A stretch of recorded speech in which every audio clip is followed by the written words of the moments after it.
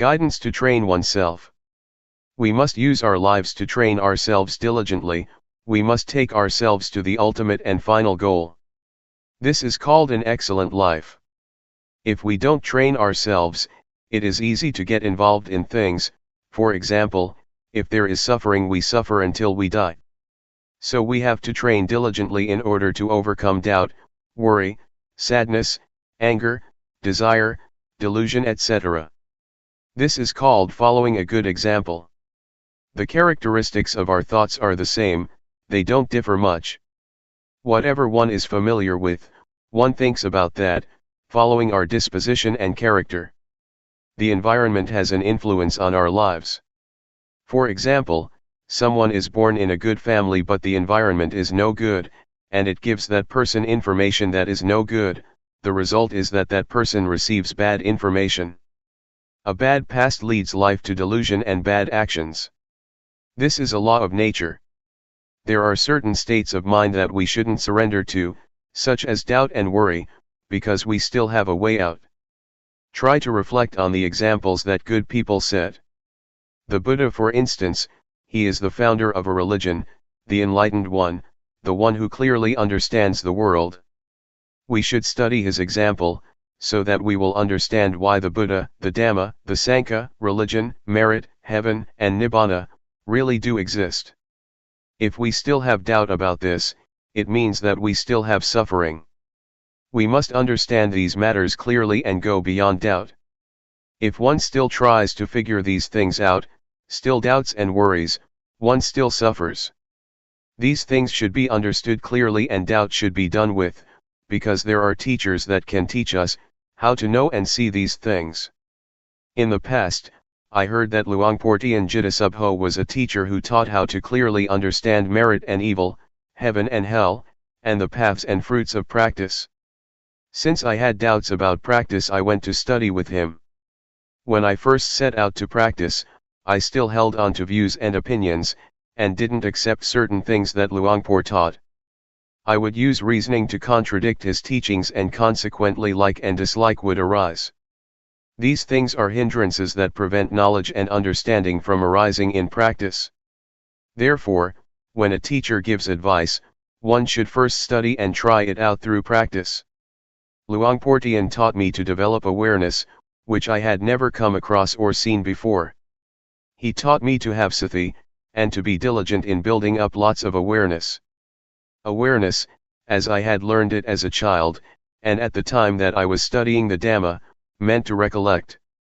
I had trained in awareness with other methods, for example the kind of meditation where one sits with eyes closed and recites a mantra, in order to make the mind peaceful. I used to do it that way. Everybody seemed to be teaching like that, to sit with the back so straight that one starts to sweat and one gets backaches. Some people are very serious and force themselves. That's the way that I used to do it. I trained in this until the mind became peaceful, and happiness arose which was pleasant. When I trained with Luangpor Teean, he taught me to be aware and not to go for peacefulness. He taught not to control thoughts but to just know indifferently, which was certainly a strange way of teaching. Before I could catch the awareness in practicing, there were definitely many things that snared me. Sometimes, I fell back to my old practices, and as soon as I would raise my arms to do the rhythmic meditation, I would go back to being peaceful and stay with happiness, because that was more convenient than diligently knowing. An old man of over 70 practiced together with us. He advised me not to just sit there being peaceful, because that is not useful at all, but rather, to be diligent in building up the quality of knowing, to be aware while making movements. He kept guiding and looking after me. In the end I asked myself, What's the point of being fooled by thoughts? That's just an old habit. Let's train and be diligent in building up the quality of knowing. One has to control oneself by determining that, if I get lost in proliferating thoughts, I will try to be aware by making use of objects to know, such as movements of the hands. As soon as one turns up the hand, one really feels it, one really sees it by oneself. Whenever the hands move, one is aware. When one can catch the feeling of moving more and more often, proliferation gradually diminishes. In this way, I got a foundation and really saw results. Previously, I used to think about the future and the past, but now concoction would stop on seeing thought, and I would stay with the present, stay with the movements. One really knows the movement of turning up the hand, one doesn't have to wait for even a second.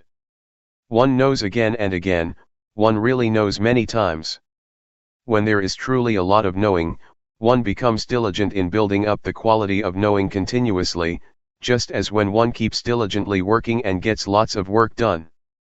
So, if one really catches the quality of knowing, and one is really diligent in building it up, one gets plenty of knowing. It is useful to have lots of knowing, because whenever one gets lost in thoughts, going all the way into the past or the future, the quality of knowing pulls one back, so that one doesn't easily flow with thought. Whenever one is swept away with proliferating thoughts, one immediately comes back, one is really able to come back. We're able to train and give rise to the quality of knowing in the various postures, for example, while doing walking meditation, or making movements with the arms. Whatever you take hold of, know it. The breathing, know it. Just have only this quality of knowing, and you will have a foundation. Before, I used to stay with the breathing. I would recite a mantra and seek peace, I would force myself to be peaceful. It is useful to practice like that because one gets peaceful and understands what peace is. But when I reached the state of knowing, I understood that the state of being aware and awake is something different from peace altogether.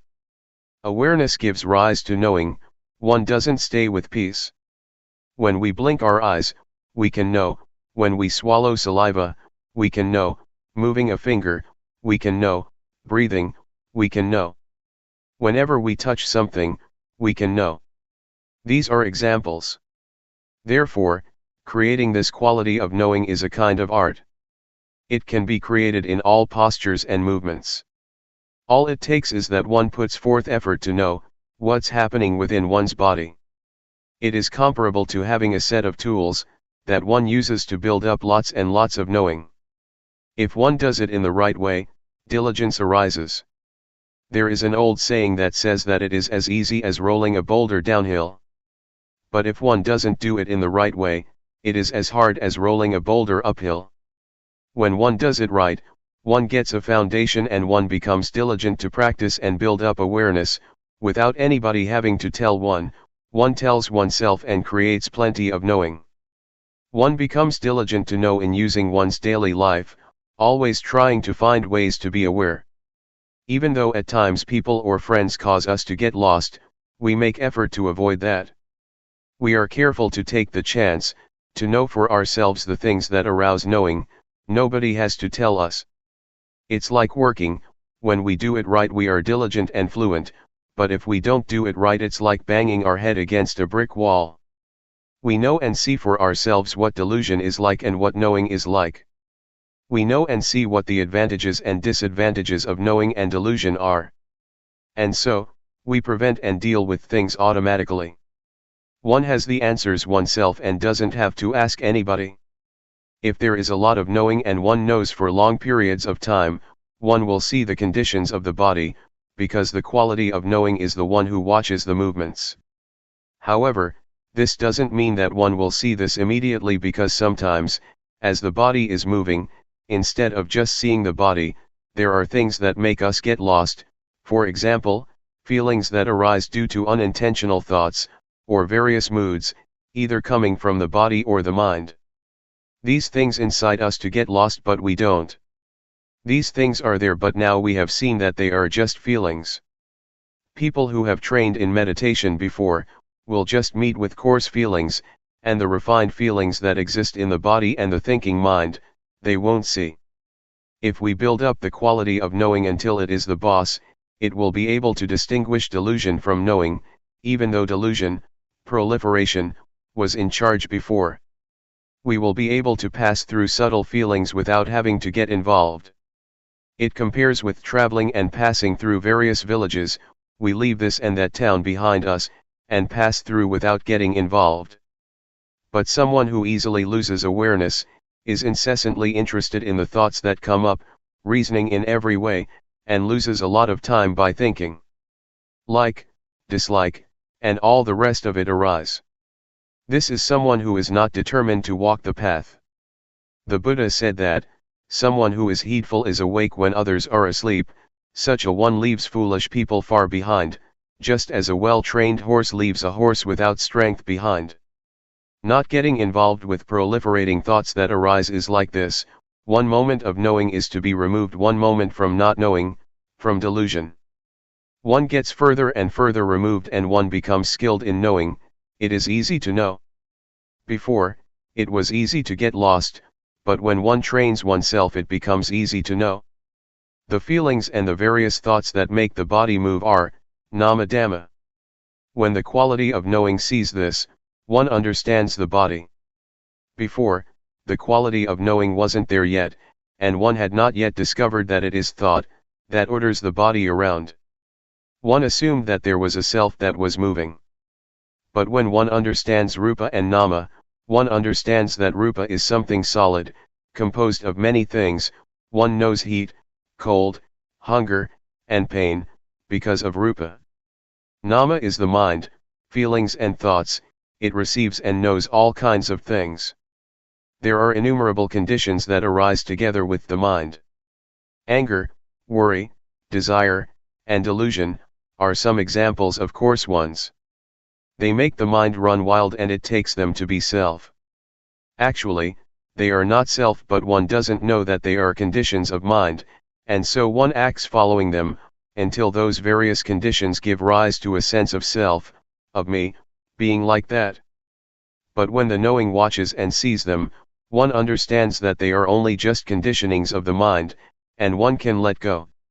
To sum up, the body that is alive is a lump that consists of two things, namely, rupa and nama. At this point one knows how to separate rupa from nama. And so one clearly realizes the relationship between rupa and nama. This may be called the arising of insight knowledge. It is a really clear realization. Reality doesn't deceive. This point can be taken as a universal standard. Teachers cannot deceive disciples, and disciples cannot deceive teachers about it. Whoever comes to this stage, no matter what nationality one has, or language one speaks, one will see like this. Having seen it, there is no more problem, no more doubt. One abandons and puts things down, right there. When we have our eyes open we can see all sorts of things. For example, we see that this is a rock, that is a tree, and that is a snake creeping over there. It's good to see. If we don't see it's dangerous, but when we see, we're safe. But seeing with the eyes can still be deceptive because it is not a realization. Realizations don't deceive, rather, they set one free. There is security in realizations. To see is to make an end of one's burden. When the quality of knowing sees rupa as a lump of suffering, it creates the feeling of having pity on the body, because the body doesn't know anything, it just does its duty. It gives us signals of what is dangerous, for example, heat and cold, so that we can do something about it. We didn't see this before, and so we thought that I am hot and I am cold. But now we see rupa and so we know how to solve the problem. The body is suffering already as it is just a lump of suffering. One has to breathe, has to swallow saliva, has to blink the eyes, has to stand, has to lie down, has to eat, has to go to the toilet, etc. When we give it more work to do, such as smoking cigarettes, it is a burden for rupa, we make it suffer even more. The mind is the same. When we're angry, we give the body suffering.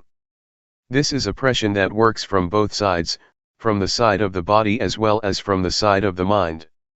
This kind of relationship between the body and the mind is not appropriate at all. When there is the knowing, or the state of watching, peace arises. And Rupa and Nama relate to each other in the right way. Before, I used to think that I didn't have suffering, because I didn't do anything bad. That was because I didn't know what suffering was.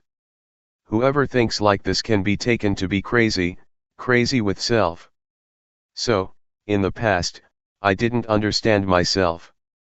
Likewise, having or being anything, as well believing one's own thinking, is dangerous because one understands that to think like that is good, and one doesn't see that there is any problem to be solved.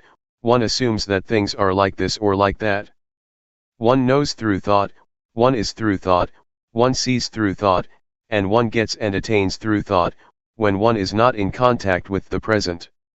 When we're faced with facts that contradict what we thought, we don't have a way out of suffering or out of our ideas, constructed in the past. If one knows the suffering of Rupa and Nama, one will understand that they are really lumps of suffering. Pain and sickness are conditions of the body.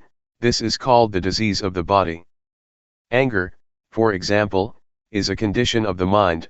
This is called the disease of the mind. When we don't know this, we cling to all kinds of things and create suffering in the mind, such as love, hatred, anger, desire, and delusion. When we wake up from the disease of body and mind, we see the suffering of Rupa and Nama. It is as if this quality of knowing opens the door, and we can see through. The knowing is like an eye. Before, we had our eyes closed and didn't see, there was only just getting caught up with all sorts of conditions. But now, the quality of seeing arises because there is knowing. This is called training oneself. This is the way that I have trained myself. It is really the guideline for people. It makes one see the convention of body and mind, for instance fame, possessions, money, children, husband, wife, land, etc. The world is full of physical and mental objects that are convention, inside as well as outside. One sees this penetratingly.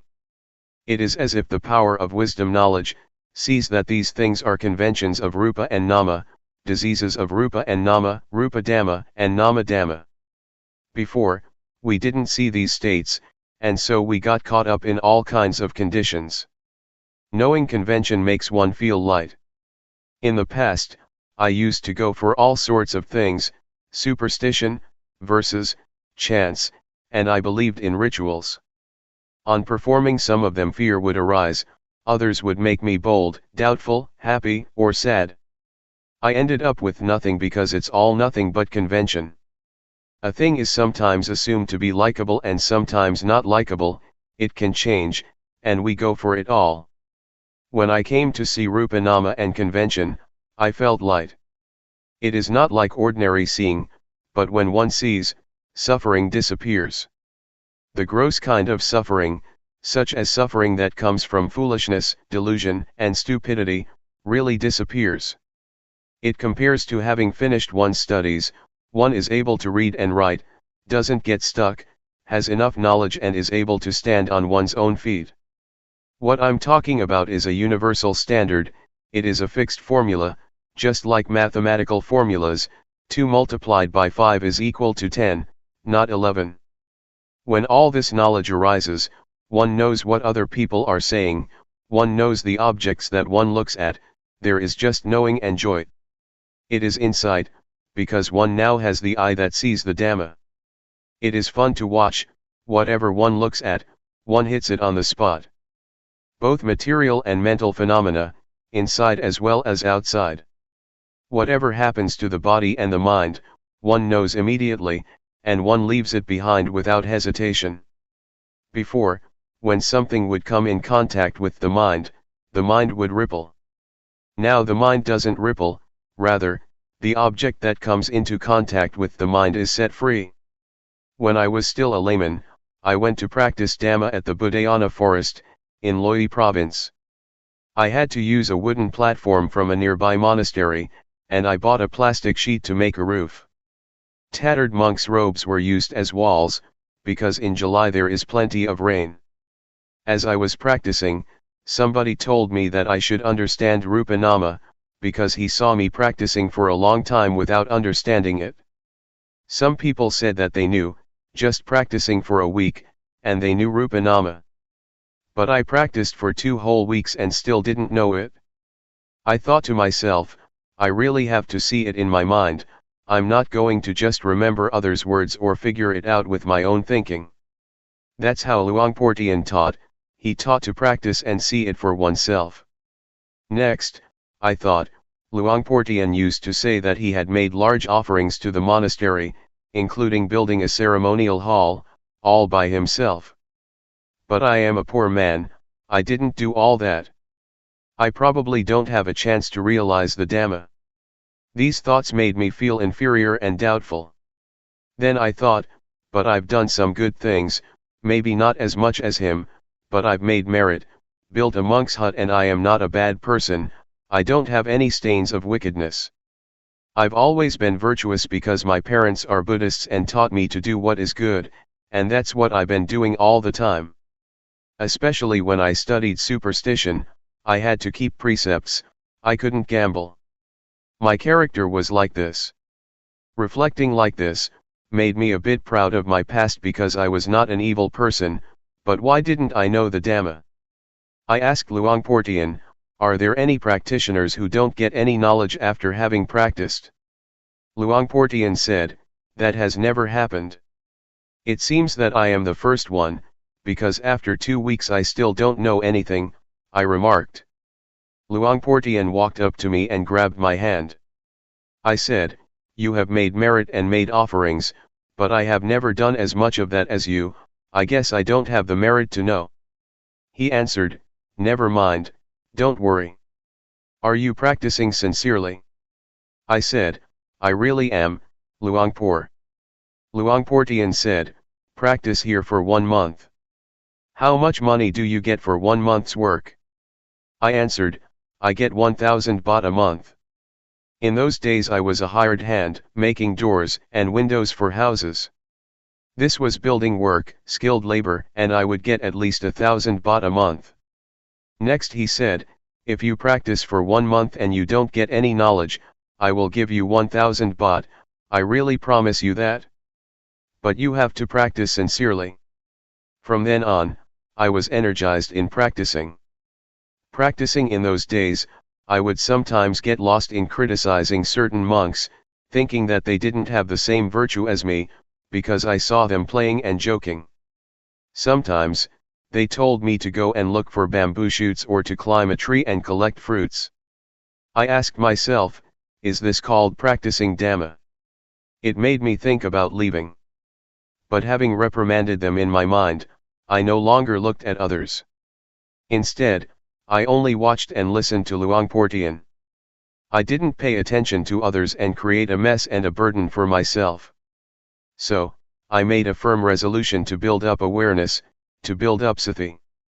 After practicing Dhamma for less than 20 days, I had an experience and lots of knowledge arose. When practicing in the right way, it becomes as easy as rolling a boulder downhill. But when doing it wrong, it is like rolling it uphill. Doing it in the wrong way is just a burden, there are many things that one doesn't like, and then one goes and thinks about them. One is thinking, reasoning, liking and disliking like a madman, and this makes one not attain the Dhamma. Building up the quality of knowing, or awareness, is not something one can think up, rather, one has to practice in order to know. In the past I had been an occult healer, and had verses and chants. When I built up the quality of knowing, that stuff just dropped off. I didn't do anything about it, I wasn't the slightest bit reluctant to give it up. There was no more foolishness, delusion, attachment to rituals, and playing around with witchcraft and sorcery in my mind, from that moment onwards. I used to think that I was a magician, able to heal the sick. An invulnerability chant has to be recited until one feels that one's body swells up, and becomes so big that it squeezes against the walls, or until one perceives a razor blade as a blade of grass. Then one has reached the end of the recitation. To do this well, one has to recite often. Magic chants depend on recitation, they depend on training in psychic powers. Sometimes I would chase off ghosts, I would cut off their heads with a sword, making a loud sound. I've done that for many people. When I built up the quality of knowing, I stopped doing all that stuff.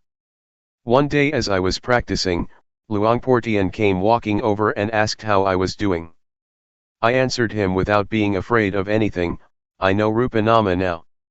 Luangpor Teean said, if you get understanding from practicing in this way, then do more of it. Try to keep up with thought, watching it. This refers to unintentional or sneaky thoughts. If no thoughts occur, then watch the movements of the body. Whenever thoughts arise, be in time to watch. Luangpor taught me to work with the mind, to watch both the body and the mind with awareness, to watch and see suffering, suffering of Rupa and of Nama, to watch and see physical and mental phenomena, and convention of Rupa and Nama. When proliferation arises, one shouldn't give it priority. One should do one's duty of watching the movements of the body and the thoughts in the mind. One shouldn't give attention to thoughts that come up by themselves. Build up awareness that is in time with the thoughts arising. When one knows the thoughts in time, one doesn't incline to go with the arisen thoughts. So, it is our duty to build up awareness. When one builds up more and more awareness, in the end it suddenly meets up with thought. It is as if one opens the door and collides with thought. At the moment a thought is about to come up, we are lying in wait at the door. As soon as the thought arises, whack, we know it in time. It's like a surprise, and the thought fails to establish itself. This makes one see how wild concoction is, sneak thoughts, and it makes one see the origin of suffering. This is not like ordinary knowledge, it appears in an electrifying flash. I definitely have seen thought clearly. Before, we got carried away with thoughts, sankhara, which are the cause of suffering. We wandered here and there with thought, and we got lost in it. One is not free because of thought. To give an example, a thought arises and one becomes afraid, one starts to think about something and one proliferates defilement and craving. We didn't see this clearly before. When I came to practice with Luangpor Teean, I clearly saw how bad mental formations are. It's like a dog chasing a deer, we were able to follow and keep up with the things that deceived. It is comparable to somebody who plays tricks, they have fun in deceiving people, but as soon as we see what they're doing, and we keep up with their tricks, we then know that it is nothing at all. They really can't deceive anyone who realizes what is going on. There are two kinds of thinking, namely, first, unintentional thinking. This is illusion, it makes one get lost, on thinking one is led along the wrong path. Second, intentional thinking, never mind about that, one deliberately thinks about something well, one makes use of thought and having finished thinking, that's the end of it. Intentional thinking is crystal clear, it makes one understand merit, demerit, and the nether realms, one experiences these things clearly. I can 100% guarantee that, by understanding like this, one closes the door to the lower realms. One can be said to be a human being. In the past I was still just a person, because I didn't see convention, I didn't see Rupa Nama. But when I could keep up with thought, I stopped being merely a person. I had more happiness than before, I no longer played about like before, it was as if I had reached the shore, to some extent. If one compares it to a trader, I was a trader in diamonds and got heaps of money. Previously, I was like a trader in kapok or fiber crops. What a mess, what a hassle. And I got only a little money, a little happiness and a little merit. I thought I would get merit from others or from doing this or that, just mind stuff.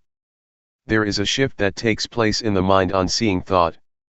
To go and proliferate as before makes one's hair stand on end. To see thought helps one to behave differently than before.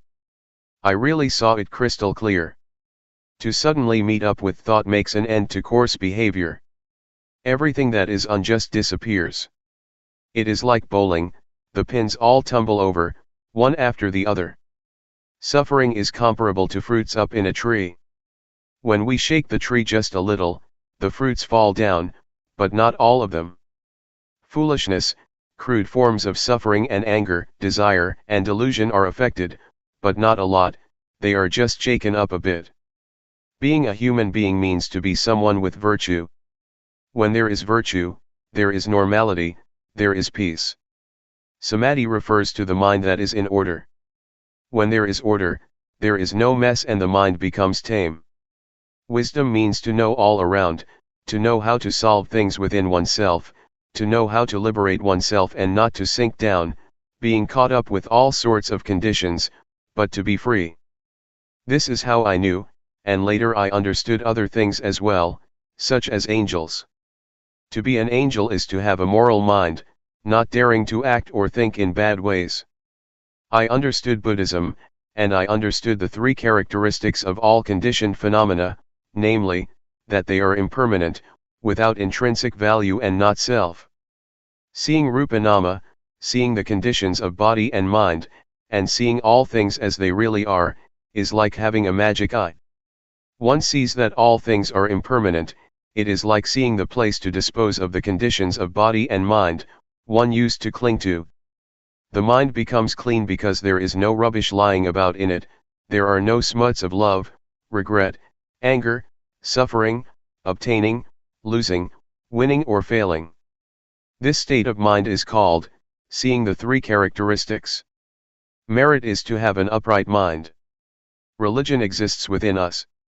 Evil has to be abandoned at the body, speech, and the mind. If one still thinks, talks and does bad things, to take refuge in the Buddha, Dhamma, and Sangha by reciting a formula, is useless.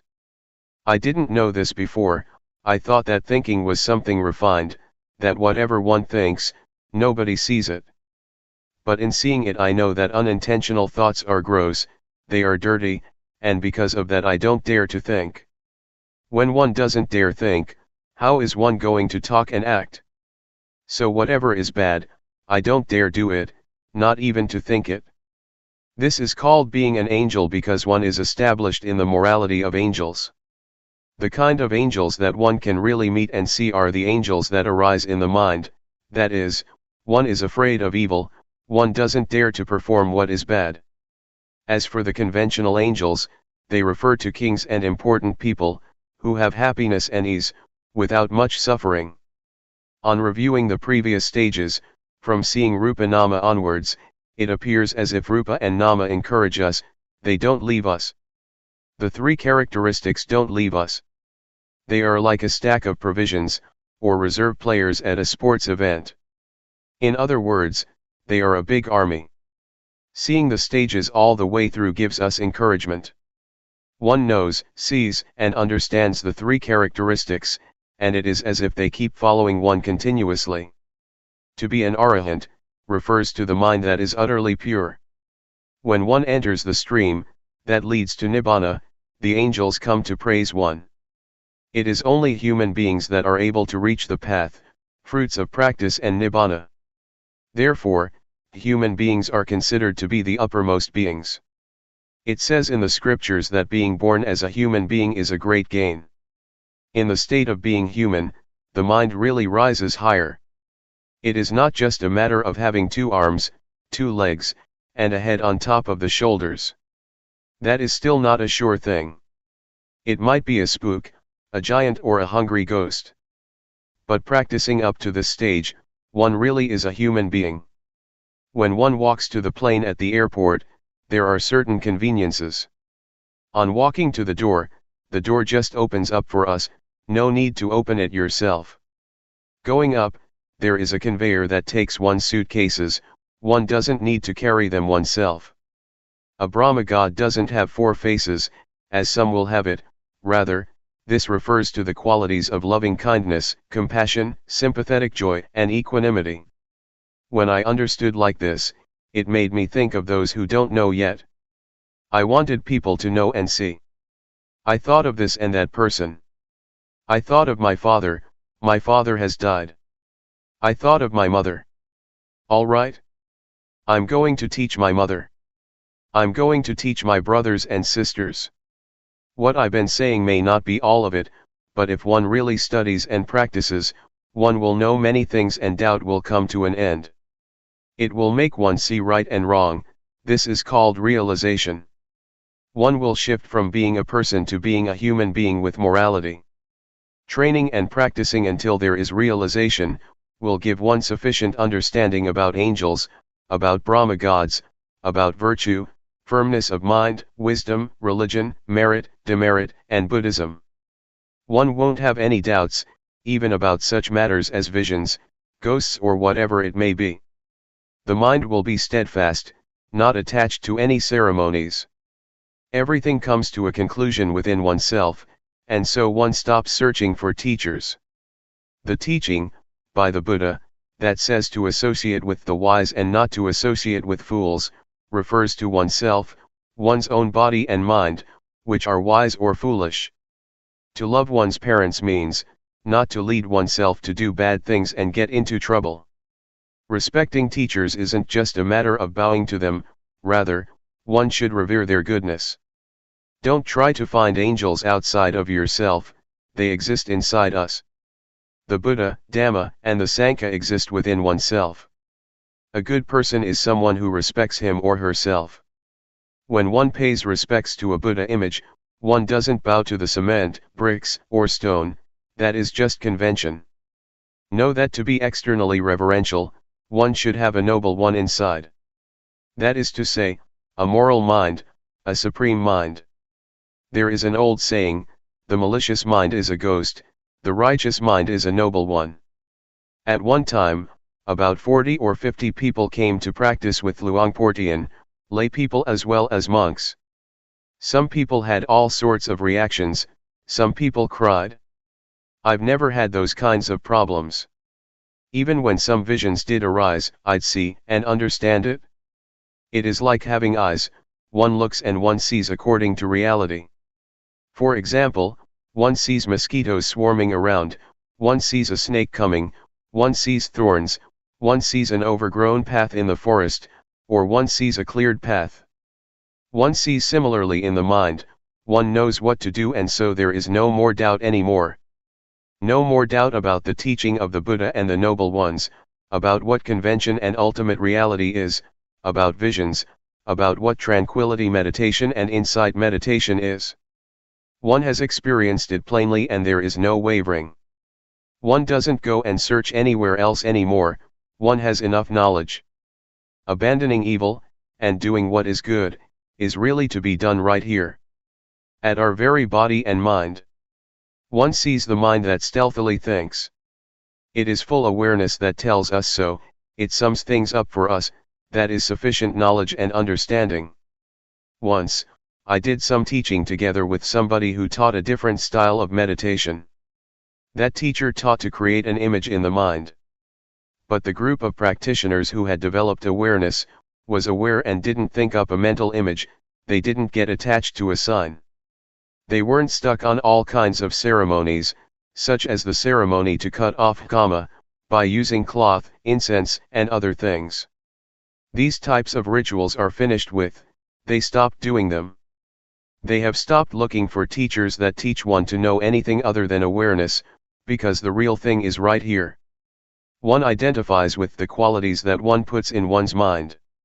If you care for your children and love your husband or wife, then don't create suffering for yourself and don't be a bad person. If you are a bad person, you suffer. Your parents are worried, they have problems because of us. Loving one's children and wife is not just a matter of thought, rather, one should behave in a good way, don't be someone who makes trouble. All this depends on oneself, religion is within oneself. When we are good people, how could we do bad things and end up in prison? That there are such things as the law, prisons, police, the army, and weapons, is because there are bad people. If there were no bad people, why would we have to have those things? Why would there be soldiers and policemen? Why would there be prisons? If we behave well, we don't oppress ourselves, and how can we trouble others? May you really see and realize this. Some people with whom I used to practice together with, I don't know what they understood. They practiced as if they knew the Dhamma, but their actions, speech, and demeanor looked off. It compares to going to elementary school and not getting good marks, not being able to read. One is not allowed to go to the next class, one has to stay where one is, because one's actions indicate that there are still things that one doesn't know. This is called, not getting good marks, one doesn't find the way and so can't proceed. If one really finds the way, one doesn't back up. Just seeing the three characteristics is enough to pass the grade. One doesn't get involved in conventional forms, one is able to liberate oneself in a good way. It makes one incline and flow in the direction of being without suffering. One practices continuously. It seemed as if practice was shortened, it was not as difficult as before. Before, it was as if the body moving was one thing, and the mind thinking, another thing. It seemed that the one who saw thought would pull things back and solve the problem. But now, I don't have to solve any problem, only just watching, and everything comes to an end. The state of watching means to watch whenever something arises, just watching and one passes onwards, continuously. So, I came to understand, I came to see that this is the path to overcome suffering, this is the living of the spiritual life. The state of watching is not stained by anything at all, because one doesn't get caught up, one just watches. And so, one is not involved, one is able to pass onwards all the time through seeing in a pure way. The state of neutrality means that one is not caught up in happiness or suffering. There is just watching, one sees happiness, one sees suffering, one sees knowing, one sees not knowing, one sees peacefulness, whatever happens, one sees all of it. One sees inside and outside oneself, not getting caught up. Even when people abuse, blame, or praise us, we just watch what happens. Whether it's cold, hot, or one is hungry, there is only just watching. This state of watching makes one extremely nimble, it makes one pass onwards. Having reached this point, one has a very high degree of agility. Like a car driving on a deserted road, there is no need to be careful. But when one gets to a road that is not deserted, a road where there are people, one is able to immediately use awareness and wisdom, one doesn't run away from society. Compare it to driving your car in the city, one knows which one the highway is, and which are the minor roads, one knows the red lights and the green lights, one knows the crossroads and one knows what's happening on the right and on the left. This makes for safety, this state of watching doesn't get stuck and no accidents occur. There is such a thing as mental traffic, for example, having thought something, there is concoction until a mood arises. But when awareness and wisdom are there, one passes it conveniently. Similar to a car passing, it's easy. There is no traffic to get stuck in, it's like a highway, freeway, or expressway. It's the same thing with training cows or buffaloes to pull a cart. Some cows that have been well trained, come walking over as soon as one raises the cart up, no need to force them, no need to tie them with ropes, no need to beat or whip them, they are ready to pull the cart home or to the barn. They are able to avoid stumps all by themselves and they know where to turn right or left. The state of watching sees. When one sees often, one becomes more and more experienced until one is a champion. Compare it to a sportsman or woman, who has played until he or she is skilled at what they do. Or an artist who has performed many times. A professional worker has to be skilled likewise, they must be able to use their tools to create a beautiful and artistic house. Developing awareness is the same, if one trains and practices a lot, one becomes so skilled that awareness turns into Mahasathi, full and automatic awareness. Talking in terms of power, Sathi has lots of power. It is similar to flooding water, that is able to sweep along the rubbish from the banks of a river or stream. The power of wisdom knowledge is the same, when there is lots of power, one doesn't have to make effort. It's comparable to a tractor, it clears the land completely. Wisdom knowledge is like that. For this reason, the things that are dirty, the things that are corruptions of the mind, that are stuck in one's character, until the attachment to them as being me, is as hard as a diamond, become as soft and gentle as silk, because purity of mind has arisen. The three fetters of 1. Self-view, 2. Doubt, and 3. Attachment to precepts and practices, are not just things in the scriptures, they exist in all of us. The 84,000 teachings in the Tripitaka, ancient Buddhist scriptures, exist in us, here. They are to be found in this fathom-long living body. The nature of our actions depends on our minds.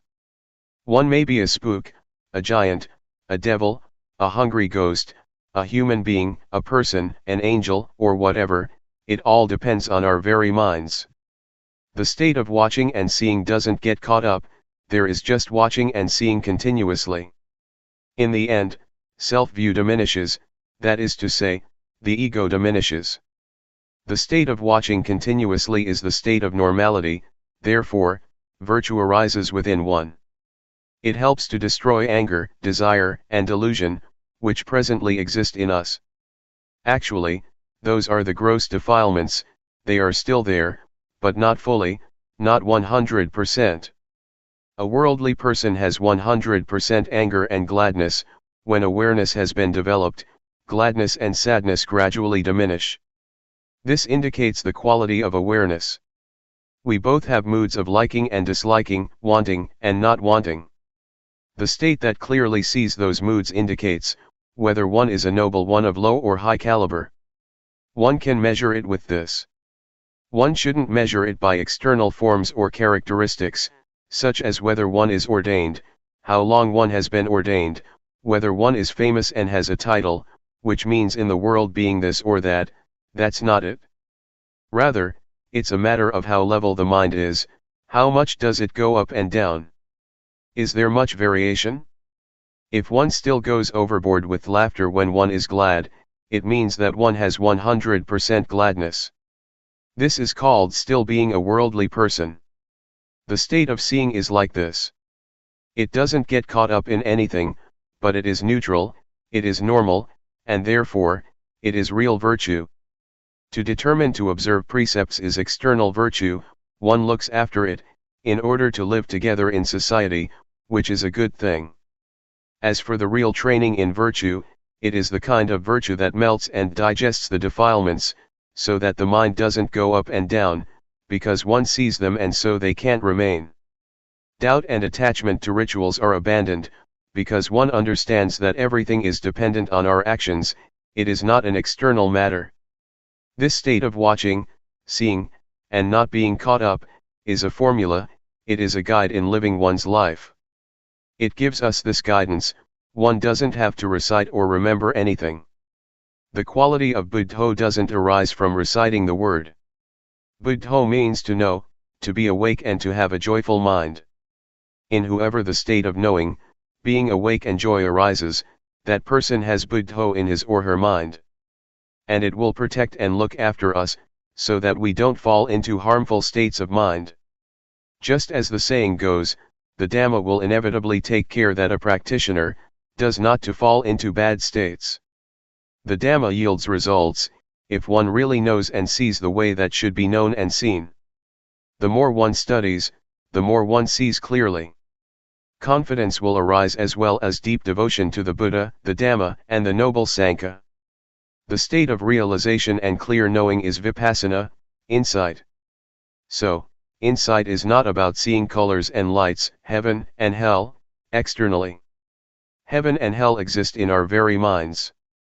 One shouldn't pray to angels, to come and help one in this and that way, that is appropriate for someone without a refuge, who hopes to find an external refuge in an illusory way. Being an angel means that one's mind has a sense of shame of wrongdoing. If everybody were to have this quality, there would be no need for prisons in our country, because everyone would protect themselves and no one would create suffering for others.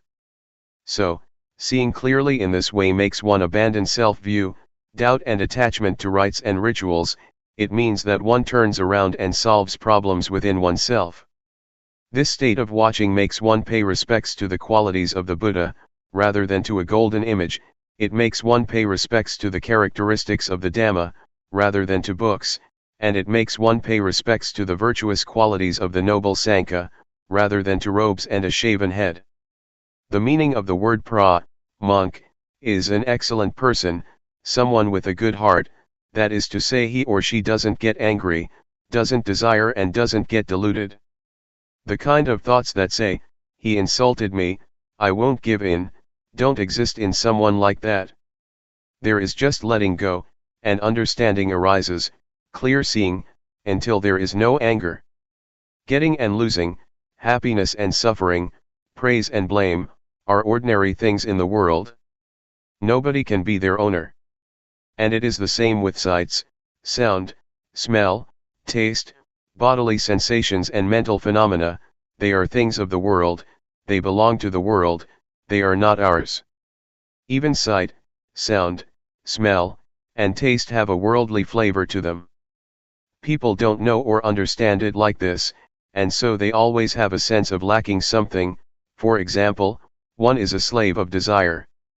The state of watching and seeing makes one feel satisfied, there is a sense of enough, there is no lack of anything, no shortage, and how are we going to suffer? Therefore, when there are virtuous qualities in all of us, we don't get deluded, we abandon evil, do what is right, and our minds are pure. The state of watching helps to cut down on things, and it makes us understand. It makes us able to overcome suffering. What it comes down to is a handful of Dhamma. The Buddha once compared his teachings to a handful of leaves. So, understanding the Dhamma is not something difficult for someone who has reached the state of watching. This is true regardless of whether one has studied or not, because attaining the Dhamma is not connected at all with studying. Rather, it is a matter of training oneself to let go of what is bad, to do what is good, and to purify the mind. That is what Dhamma is. Awareness, or the perfection of awareness, is not to be found in books or scriptures, it exists inside us. Don't be afraid of the ghosts outside, the ghosts are in your mind. In the Sutta, Discourse on Auspiciousness, the Buddha said, not to associate with fools, to associate with the wise, and to revere those that should be revered. These three things are the highest blessing. A fool here doesn't refer to Mr. A or Miss B. Gamblers, flirters, people who go to bars and nightclubs, people who drink, etc., are called external fools. But the real fools are inside of us, they are our thoughts. If we think harmful thoughts, our harmful thoughts may lead us to anger, desire, or delusion, they may lead one to defilement and craving. What does it mean to associate with the wise? It means to have good thoughts in our minds. For example, when some problem arises, we let go and don't dwell on it. Never mind, it is just the way it is. This is a wise person. Trying to not have anybody tell us off, or blame us, is impossible. But if we have good thoughts and think in the right way, and we know how to let go, we associate with the wise. It doesn't mean to get attached to this teacher or that monk, or getting deluded to the physical form of the Buddha, as was the case with the monk Vakali, who kept following and staring at the Buddha. The Buddha saw that this monk was getting lost, and so he taught him that, whoever sees the Dhamma, sees me. The monk Vakali then determined to practice the Dhamma, and finally, he realized the Dhamma. This is the way that I see and understand this matter of not associating with fools and associating with the wise. One should see it broadly, in all its aspects. It is comparable to light that radiates outwards, that way one knows completely and all around. It is not a matter of sitting with eyes closed and knowing, but one knows at the time one's eyes are open. Wherever one goes, one knows as one is living one's life as usual, being aware at the same time. The Buddha said that, whoever is aware continuously is like someone who lives in comfort at home with one's parents, there is warmth, kindness, and one is safe. What I'm saying comes from my own experience in training myself. It may not be elaborated in detail, but when you really determine to practice, you will have your own experience. You will know the taste of it yourself, and learn plenty of lessons. We must experience and see things for ourselves. we must let go ourselves, we must be liberated ourselves. Once we have a foundation we will find the path, this is a law of nature. The state of watching, the state of knowing or awareness, compares to being at home with our father and mother. Of course then we are safe, we're free from all possible dangers because our parents protect us. This befits the saying, Sati and Sampajanya are things that are of great assistance. Sati is recollection, or mindfulness, and Sampajanya is realization or full awareness. The state of watching is something superb, because there is emancipation, there is safety, there is cleanliness, purity appears, it is lofty virtue, lofty firmness of mind and lofty wisdom. The state of watching helps support us to understand the conditions of body and mind, to know convention as convention, to know the suffering of Rupanama, to know the disease of Rupanama. And so, a transformation takes place in the mind, one becomes a human being and one who is virtuous. Pubpegatha punyatha means having done good things in the past. For example, yesterday or today we've done something good. The words in the past don't refer to before we were born, or a previous lifetime. In the past here means actions done earlier on, such as yesterday, last week, or last year. So if we have received good directions, the results will be good, and our minds will become more and more pure. The mind of a virtuous person goes back to nature. His or her body and mind are in a state of normality. The process of knowing more and more takes us to the stream of liberation. It doesn't flow backwards, it goes in the direction of the path and fruits of practice, it goes towards being a noble individual, namely a stream enterer, a once returner, a non-returner, and an arahant. The state of knowing is like a warrior who is backed up with support, and so keeps enlarging his territory until he is in charge and has power. Therefore, wild behavior can't remain, the army of the Dhamma is there. It is like a warrior who is victorious, there is awareness. The state of watching and seeing is the victory of the warrior. One practices right at this point. Nothing can obstruct, there are no enemies that can resist, and so one is fluent. The state of watching makes the cankers of sensuality, being and not knowing, unable to remain. These cankers are refined defilements that ferment in the subconscious, until they become habitual. The state of watching stops the enemies, or if they don't stop, they'll dry up.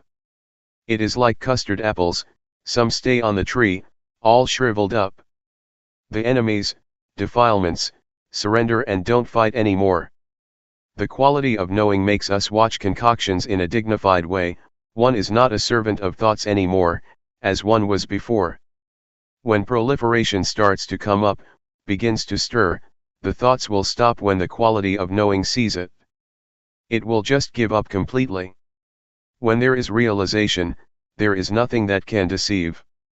Wherever there is suffering, one is able to dig it all up. It's similar to water and oil, even a little bit of oil will always float on top of water. The Dhamma is the same, it is always on top of what is not Dhamma. This is a law of nature. Suffering, again, is the same, it cannot be on top of non-suffering. One could compare suffering with water and non-suffering with oil. I'm just comparing all the time, but when you really practice you will see clearly and have realization for yourself. There won't be any suffering and you won't think about suffering, because you regard it as unclean. Just like someone who has clean clothes on, how can they let dirty things soil it? In case something soiled it, they would brush it off immediately. It is as if in the past we were dirty. That's why we let anger and suffering stay with us for days on end, we had never met the intrinsic purity and cleanness of the mind. But when we discover the cleanness and purity of the mind, we no longer allow dirty things to be there. The suffering of clinging to the ego is a refined kind of dirtiness. Originally we didn't know that, but as soon as we really know that this is dirty, we pass through and overcome it. In this way, we're able to erase the ego and make it fade out. This state of watching leads to justness, and when justness arises, one has a proper standard, one takes it as a principle and a guideline or compass for living one's life. The state of watching and seeing makes us cross over the cankers of sensuality, being and ignorance or whatever states are the cause for wanting to be and have. The mind is liberated continuously. In the scriptures it is mentioned that, a stream enterer and once returner, first and second stages of enlightenment, are people who still get reborn, that is to say, after death they are reborn in order to strive to be an arahant, fully enlightened one, in the future. But I understand the word rebirth to mean thought, interest or whatever causes interest. When one has overcome that, one doesn't go back and think about things many times. For example, the eye sees a form or the ear hears a sound. As soon as one perceives it in one way or another, one reaffirms it, and thinks about it again and again until, for example, craving and lust arise. For a non-returner there is only one life, this one, which refers to thoughts that sneak in just once, and they won't go back to think about old stuff.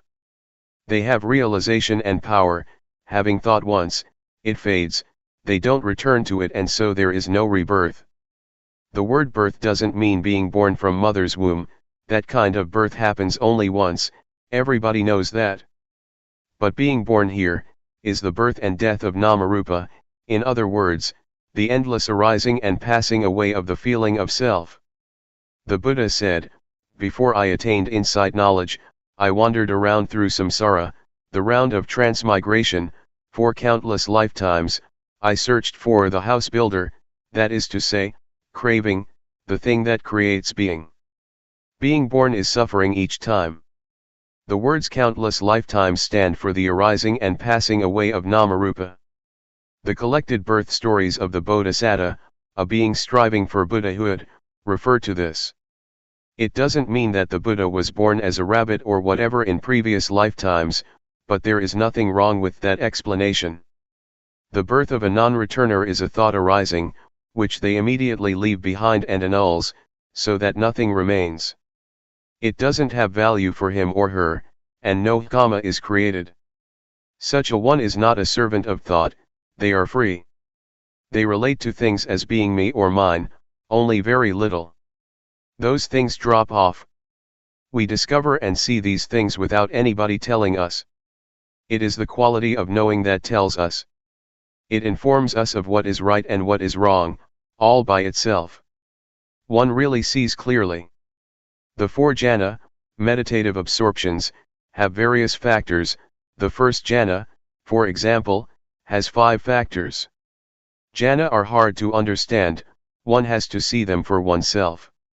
One is capable of generating them, they make one get stuck because of their attraction, they give one a sense of happiness which is called worldly happiness. But the happiness that is beyond the world is without allurement. When the state of seeing arises, the mind becomes more and more liberated, and it leads to ultimate purity.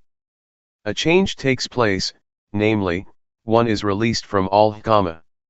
The words me, and to see, are separated from each other. There used to be always me, deep down there was still a self in the mind, but after practicing fully they become separated, and can't be connected again. It is as if form, feeling, perception, volition, and consciousness drop off and shatter like a bottle or a glass, they become unusable. At this stage of practice it is necessary to have a teacher. Let me tell you some of my experiences about this level of practice. That day after the midday meal, I didn't get up from my seat. I kept sitting until all the other practitioners had got up. Luangpor Teean saw me sitting and asked me, "What's up?" I told him what results had come in my practice. He said, "You're a fool. When those things drop off and are separated, why don't you come back to awareness?" Then I understood what Luangpor Teean meant, when he would teach that there is inevitably knowledge, meaning final knowledge, when the mind is liberated. When I got back to my hut, I put the kettle and my cup down, feeling proud of myself. After a little while, it happened again. When I looked right at the spot, I understood that when the mind is liberated, there must be knowledge of that fact. These things depend on each other. It really is the state that is beyond birth, aging, sickness, and death. It is like the five khandha, form, feeling, perception, volition, and consciousness, fail to work. In the past these five things diligently performed their duties, but now, they dropped off, shrunk up and stopped altogether. They were ready to return to nature. But one's life must go on, and so one must keep being aware continuously. Whenever one forgets or gets lost, one should come back to awareness. When one practices in the right way, it cannot be otherwise. Having come to this point, it made me think back to my parents. It was worthwhile that they raised me. Their son was born in order to reach this final goal. This point really is 100% nature, one really is beyond birth and death. It is like Ajahn Buddhadasa, a very wise and famous teacher from the south, says, dying before death. The ego or sense of self dies before physical death occurs. If we regard practicing Dhamma as a sport, it is a sport that doesn't die because there is nothing that is born, ages, gets sick and dies. This is how I understand and know it. Anybody can find and see it in the same way. It is not limited by one's nationality or language, and it has nothing to do with having studied or not. Determined to practice. If you are aware of raising your arm, that's good enough. This is the excellent path, it really is the number one path, it is the way to understand one's life. I have trained myself like this, trained until the final goal. What I'm saying is not based on just thought, but I've seen that this is a law of nature. My words may not be exactly in accordance with academic learning, don't make anything out of it, that it is right or wrong in this and that way. Don't use reason to contradict things, even though that may be right, rather, take these words as advice to study, to know, and see. May whoever has knowledge and vision about this, help to spread it out, not in order to oppress anyone, but to help bring about confidence in the teachings of the Buddha, so there may be firm conviction that, the Buddha, Dhamma, and Sangha really exist. A sincere practitioner will get results, he or she will really know and see, and will really get rid of suffering in this lifetime. It is the genuine norm of life, it is the essence of friendship. Nothing changes, there is just straightness. May your life culminate in this point, and see that your life is just processes and conditions.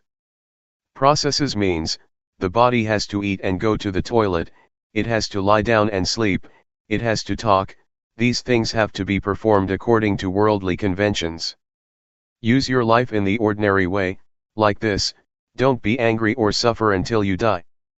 Teachers in the past used to say, don't think that it is this or that person, who is talking about the Dhamma, don't have faith in the person who talks, and don't write them off either. These days, the faith of Buddhists is rather poor. People tend to have faith in this teacher or that Luangpor, and go to an extreme. But as soon as something happens to shake their confidence, they are heartbroken and disappointed. This is not right.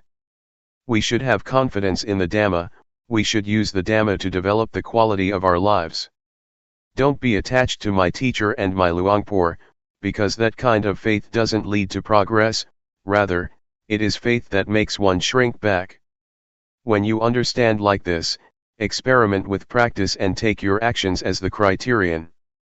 When you do that and you see results, there will be confidence. It is not that one has faith because someone says the right things, faith because of someone's character, disposition, and demeanor. This kind of faith is dangerous, because it is not the confidence as was taught by the Buddha. At one time, after the Buddha had expounded the Dhamma, he asked Sariputta, the monk who was his chief disciple, "Do you believe what I'm saying?" Venerable Sariputta replied, "No, I don't." The monks who were sitting there all criticized Venerable Sariputta, saying, "He doesn't even believe the Buddha," and they protested in the midst of the meeting. Next, the Buddha asked Venerable Sariputta, "How do you see things?" Venerable Sariputta respectfully addressed the Buddha, saying, "I do not believe the Master, because what you have elucidated I know, see, and have realized already.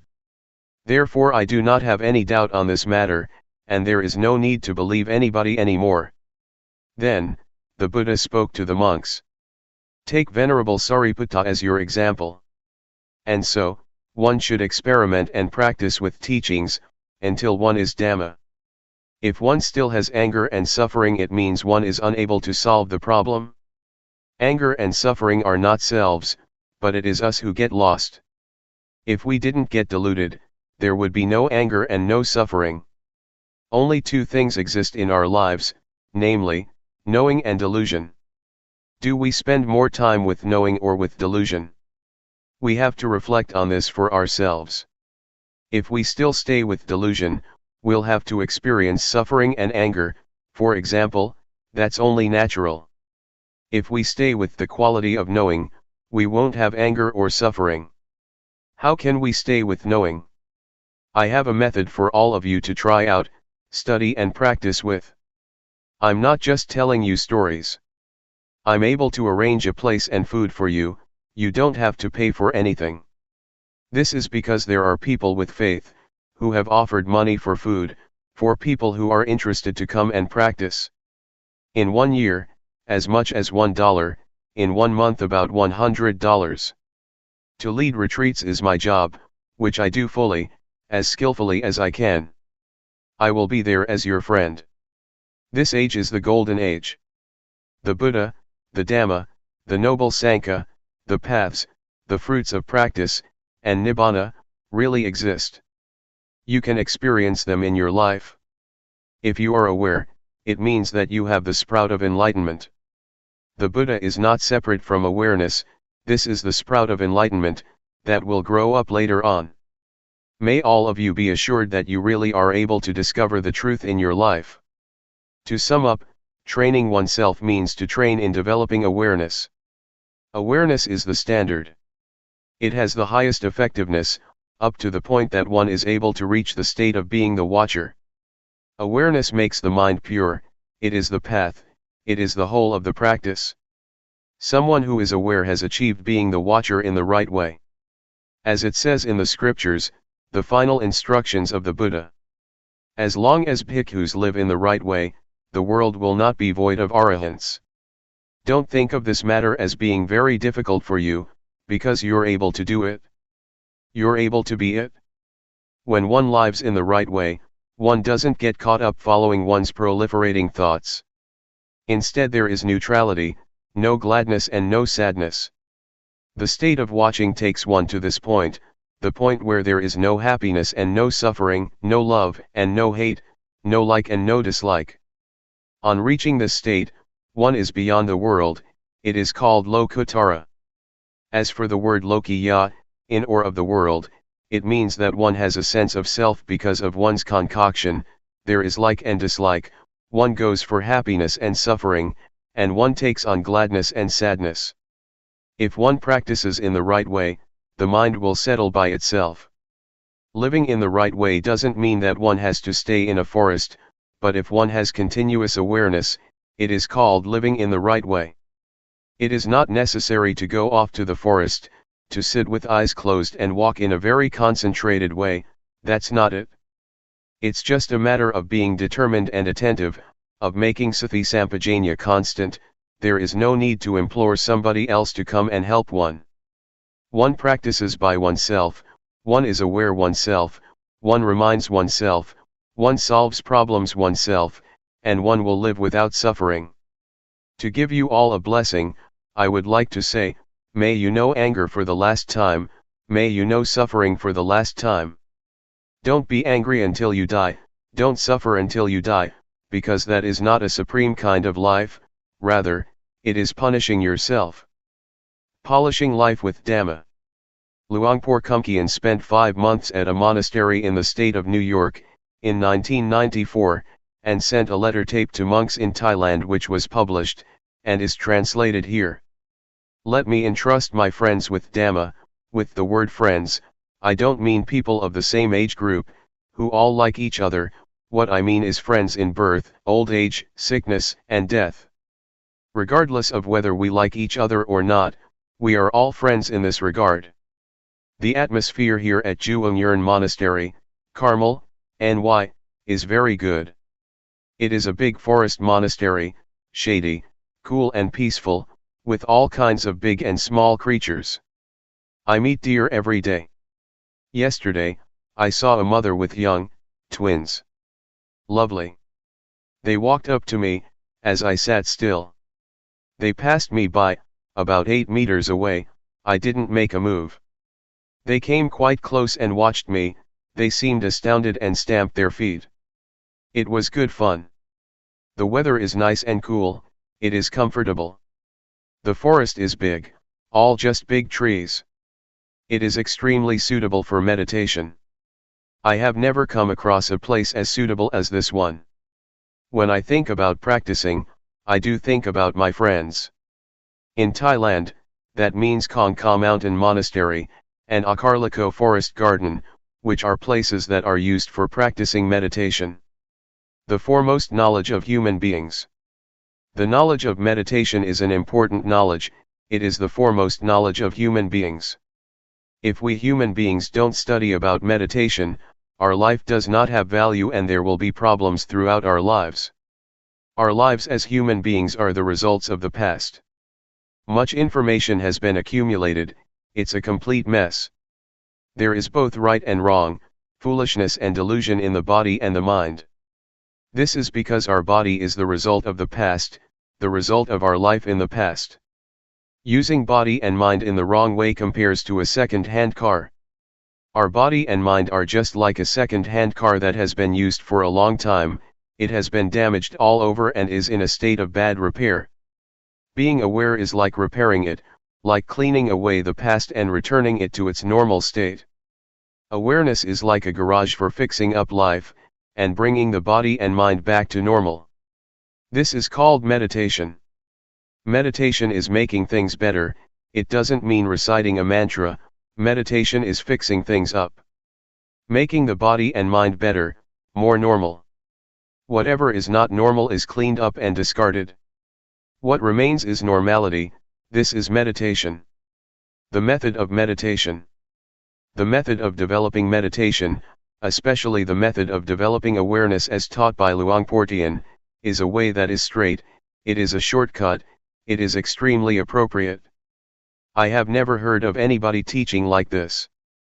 Previously, I studied all about meditation, I practiced with closed eyes and recited a mantra, until the mind became still and peaceful.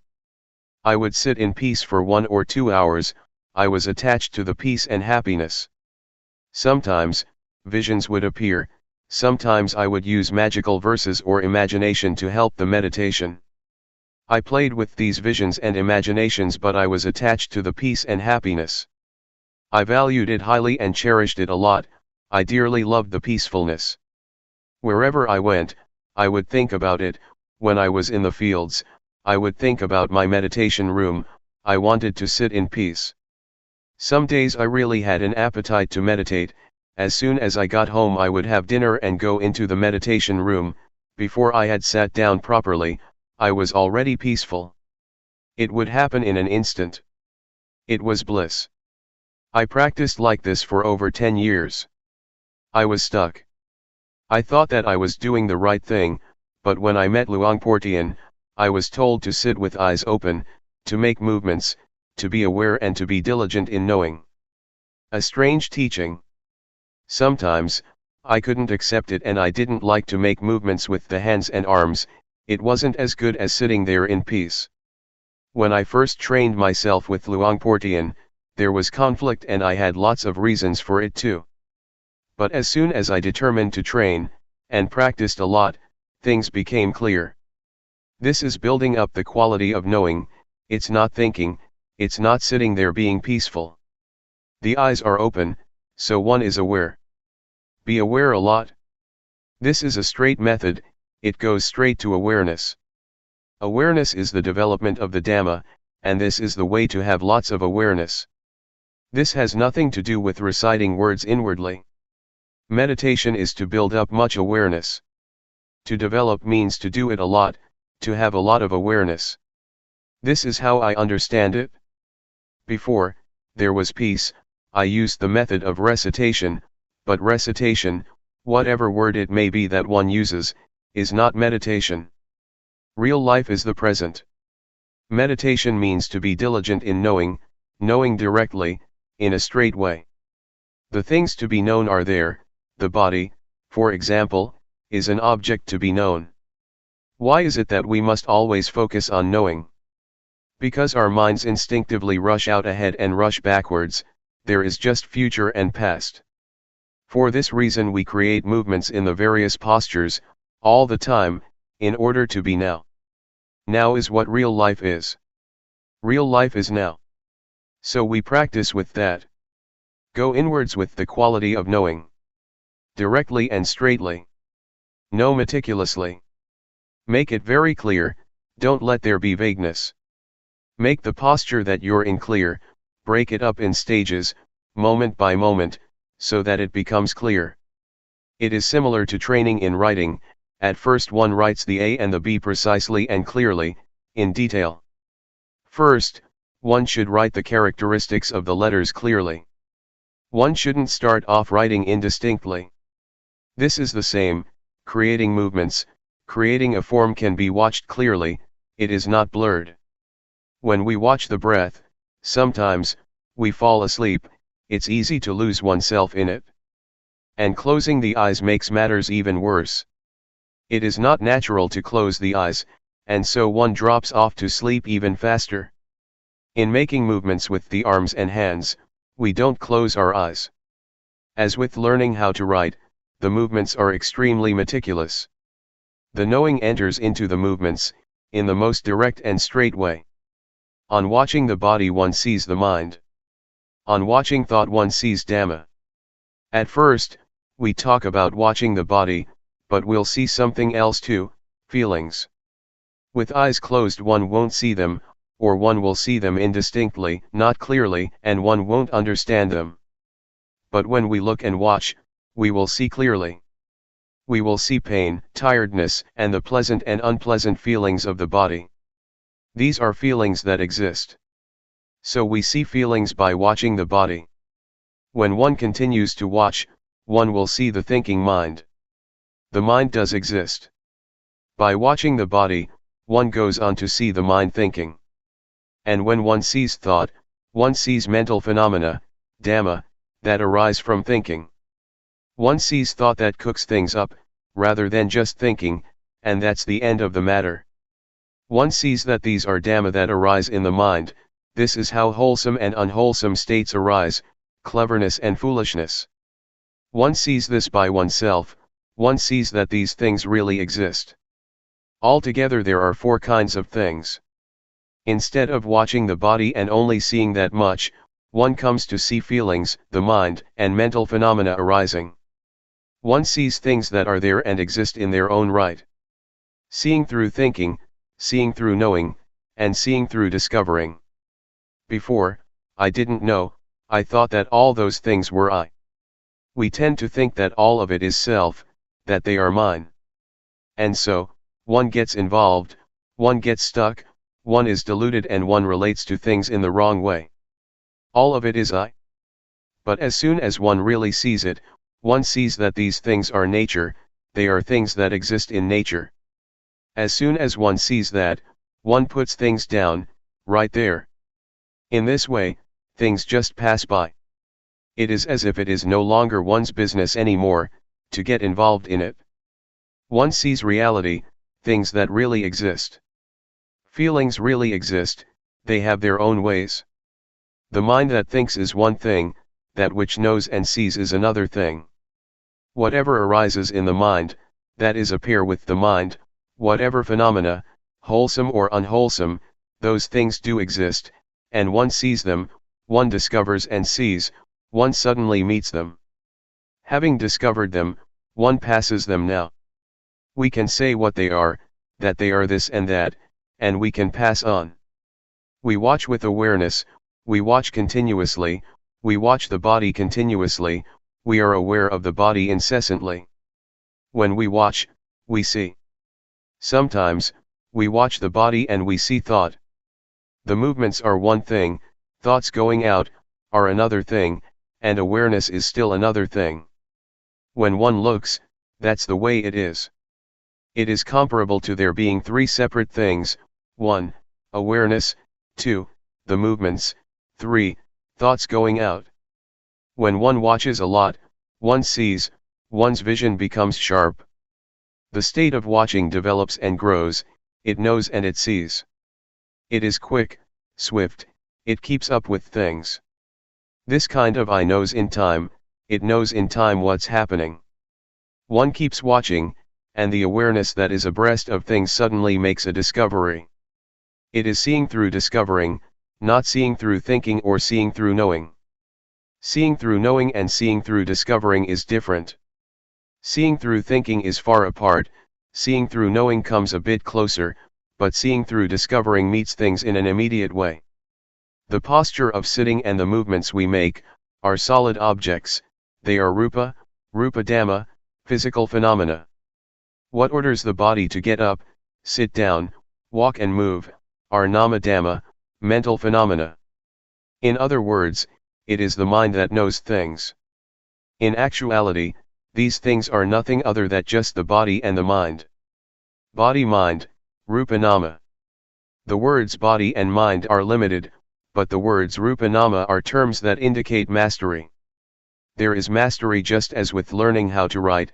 At first, one just knows how to write the A, the B, and so on, but when one continues to study, one becomes proficient, one can put the letters together and words are formed, it becomes language that can be used. This is the same, one sees rupa dhamma and nama dhamma. There is just this much. The body, from the top of the head to the soles of the feet, is a lump.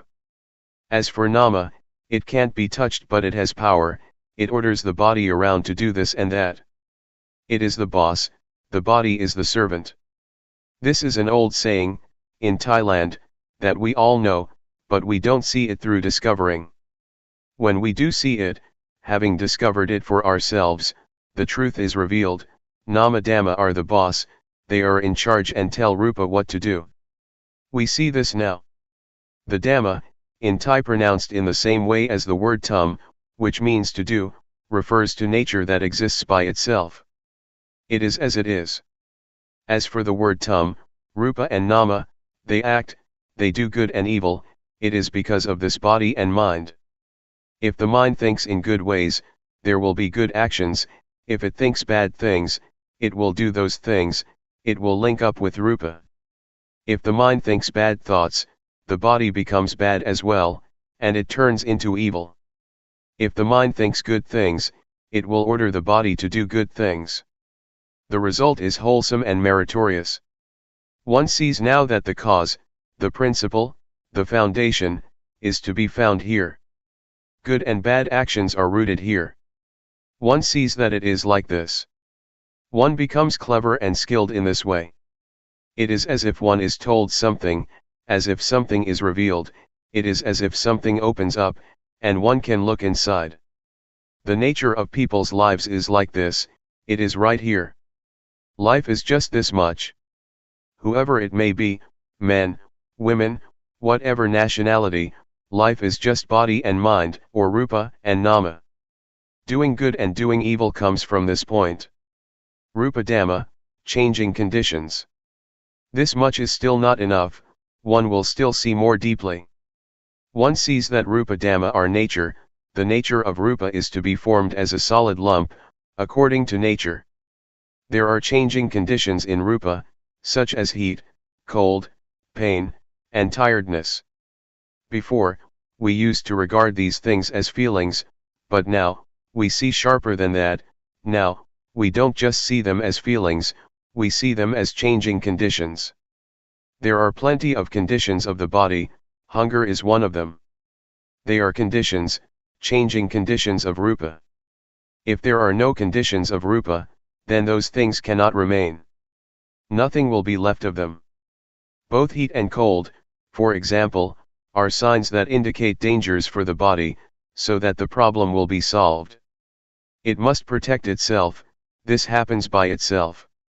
When rupa and nama interact, sometimes there is something wrong, and nature tells of the dangers.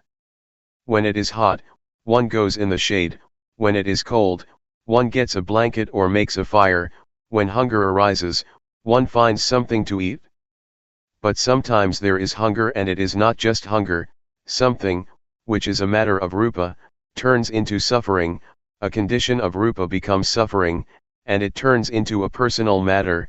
I am hungry. Nama Dhamma, changing conditions. Nama is the same, it is the mind, which is a part of nature. The nature of Nama is the nature of the mind, it is like that. But there are certainly a lot of conditions of mind, thoughts, etc.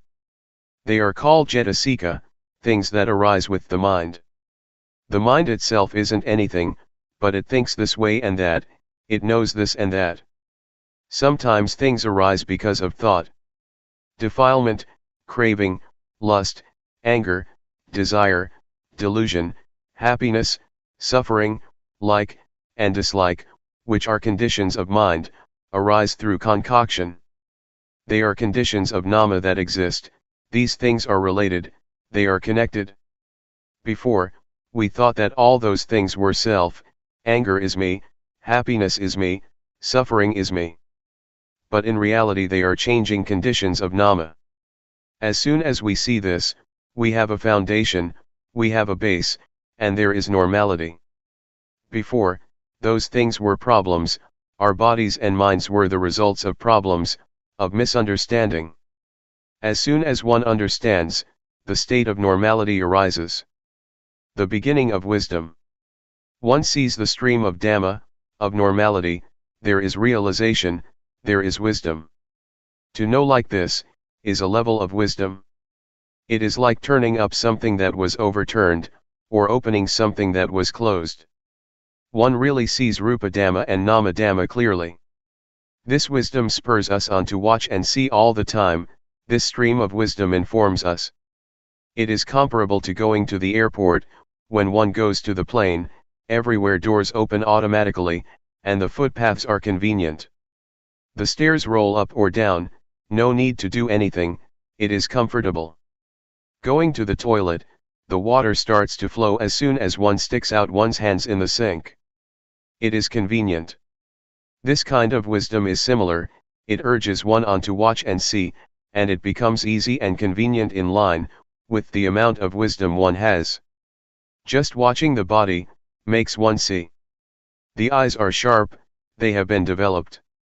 Just like an artist, one watches something and that's the end of it, finished. One sees right and wrong straight away.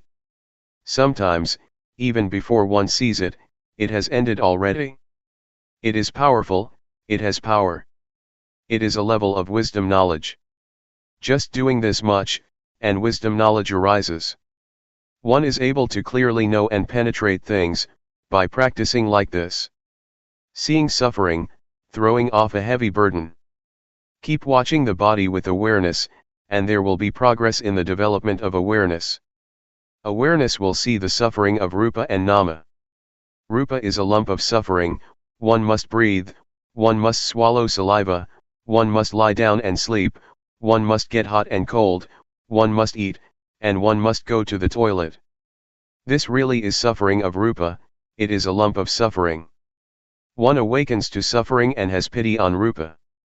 Before, I was addicted to cigarettes, wherever I went, I carried cigarettes with me, I always had a cigarette in my mouth. When I saw suffering, I had compassion for Rupa, smoking just dropped off. To breathe in and not to breathe out is suffering, to breathe out and not to breathe in is suffering, to eat and not go to the toilet is suffering. This really is the suffering of Rupa. How could one add more on top of that, by making it do this and that? The hands can't stay still, they restlessly move about.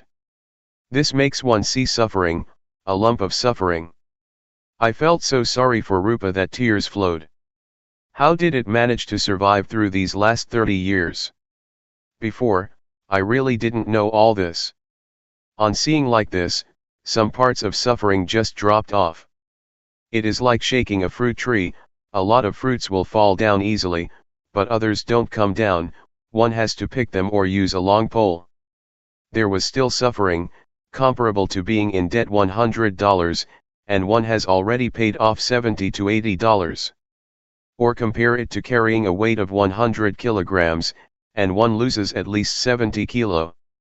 The parts of suffering that dropped off really had an effect, it really was the stream of liberation from suffering. Concord between Rupa and Nama. This kind of wisdom sees Rupa and Nama, it sees the suffering of Rupa and Nama. The suffering of Nama is to think and feel sad. It refers to worry and anxiety. The suffering of Rupa is similar to that of Nama.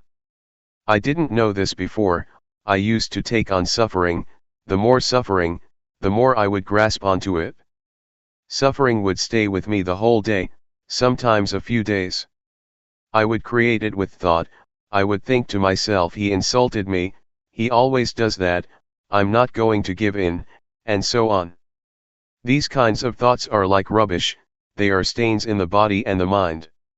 They are the results of information, that is not to one's liking. Nama is not being used properly. The results are no good. Nama acknowledges wrong information. It is comparable to a second-hand car, that is full of dents made by collisions. In the mind, there are stains of love, of hate, of happiness, of suffering, of getting, and of losing. There only seem to be stains and marks. As soon as I saw the suffering of Nama, I felt compassion. I saw with wisdom that I wasn't using the mind in the right way. There is a poisonous snake in the mind that makes trouble for the body, and the body creates trouble for the mind. But when awareness arises, there is concord, there is a sense of neutrality between them. Actually, a lot of harmony arises between body and mind. Body and mind no longer oppress each other, there are no more problems. Now, I know. There is realization. I see the suffering of Rupa and Nama, and the next stage is to see the disease of Rupa and Nama. The disease of Rupa refers to sickness, pain, fevers, and dangers of the body. The disease of Nama refers to impurities of the mind, craving, etc., that defile the mind and make it dirty. The disease of defilement, of craving, of happiness, of suffering, of love, and of hate, kill one, that is to say, they kill the normality of mind. This is the way it is. When I saw things like this, it was as if I was cured from a disease, just as if I went to the doctor with a stomachache, and took medicine for it. It really was like that. Seeing like this made me overcome and be liberated from problems. Knowing Rupa and Nama acting, religion is the individual. Then I understood that the actions of Rupa and Nama are good, because of this Rupa and Nama, they perform bad actions because of this Rupa and Nama. Whether it is right or wrong depends on this Rupa and Nama. And I understood religion is the individual. An individual means, a body and a mind. People from all nationalities have a body and a mind. Religion is the person. A person acts in a good or a bad way through using Rupa and Nama. One abandons evil with Rupa and Nama. Religion is your life. If one still acts, speaks and thinks in bad ways, one may recite the formula of taking refuge in the Buddha, Dhamma, and Sangha, Buddhang Saranang Gacchami etc., but one won't be a religious person. This is just religion according to registration, one hasn't yet experienced what real religion is. I understood things like this. Oh, real religion means the individual. Religions teach people to do good and to refrain from evil, this is what religion is. Knowledge enters into this, it is like a stream. One keeps reviewing things, such as Rupa Dhamma and Nama Dhamma. One sees the conditions of Rupa and Nama, whatever arises with Rupa, is a condition of Rupa, whatever arises with Nama, is a condition of Nama. They are not permanent, they are rubbish. Before, I grasped them, grabbed hold of them, I clung to conditions as being self, heat was self, cold was self, hunger was self. Before, I took those things and made them into a problem, I made all those things into suffering. Actually, it is good to be hungry, one should be thankful to hunger. Heat is the same and so is cold. If there was no hunger, things would become impossible, one would die. Before, I took it to be suffering, but when I knew like this, I felt grateful. This is not a matter to suffer over, it is just as it is. One sees the conditions of nama in the same way. Anger and suffering are things to throw out. Seeing the three characteristics. One sees that those things are not permanent. One sees the three characteristics. Seeing the three characteristics is like having a magic eye. The magic eye arises, and the three characteristics appear like a garbage bin. The conditions of rupa and nama are like rubbish that one throws in the rubbish bin. This is the way it is. If you don't see this yet, then remember this, so that you will be able to use it when the time comes. When there is anger, then regard anger as impermanent. Likewise with suffering, suffering in the mind is not permanent. Throw them in the rubbish bin. Deposit them with the three characteristics, hand them over to the three characteristics. Before, there was lots of rubbish all over the place. It was the result of the past, it was second-hand stuff. When one throws these things away, it becomes cleaned up. On seeing what religion is, it is like being liberated from this mess. All this accumulated stuff gradually drops off. This is really the way it is. One sees that religion is the individual, and one sees that the three characteristics are not just concepts in a book, one sees them in the body and the mind. The three characteristics are not mere words, one can't explain them. The words to see, point to actually seeing things that really exist. On seeing, one is liberated. It is similar to having a shower, one becomes really clean and pure. How do you feel when you haven't had a shower yet? It feels sticky and messy, doesn't it? But when we've had a shower, dry ourselves and we put on new, clean clothes, we feel clean, light, and pure, we experience what it is like to be clean. This is what it's like. Convention, conventional norms. Let me entrust the Dhamma to my friends, really practice and purify yourself. Keep seeing, keep watching. I don't mean watching with the eyes. Keep practicing with the movements of the body. We do walking meditation and the rhythmic meditation. We keep knowing, we keep watching. We have to practice with the body and the mind in order to see religion. We continuously watch and we will see, things will reveal themselves. It is as if a door opens for us and we can see. One sees convention, conventional norms. There is both physical and mental convention. Material things, fields, wife, husband, and children and so on, are material objects, solid things. This kind of convention, we might call, true according to convention. Mental convention is thought that gives value to things, as good, not good, likable, not likable, etc. We assume things, to be like this or that, and we take convention too serious. The world is full of convention. We live in convention. Our whole life is convention. Fame and titles, material objects, possessions, houses, and whatever it may be, it is convention. We assume this and feel brave, we assume that and we are afraid, we even get angry because of convention. It is a big mess. There is so much of this convention. Objective matter, ultimate meaning, and changing conditions. There is what can be called objective matter, ultimate meaning, paramatha, and changing conditions. In and outside of oneself. Trees, mountains, the earth, the sky, and the weather, are examples of the external. We create them through convention. Originally, they are just nature, and then we go and assume them to be this and that. Internally, there are suppositions of flesh, skin, hair, and so on.